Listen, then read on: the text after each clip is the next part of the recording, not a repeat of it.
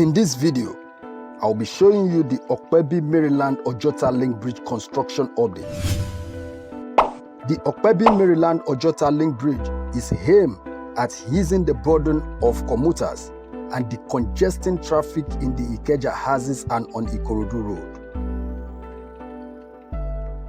By providing a direct link between Opebi, Maryland, Ojota to Ikorodu Road by reducing the traffic on Mobolaji Bank Anthony Way and setting precedent for Ojota commuter to link 3rd Mainland Bridge.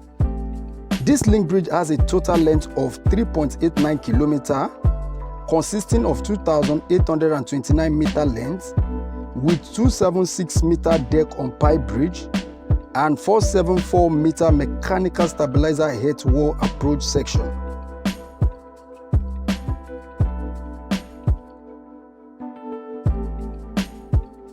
This project is expected to link Opebi in the Highland Avenue area with Ojota and Maryland through Odo-Iyalaru underpass.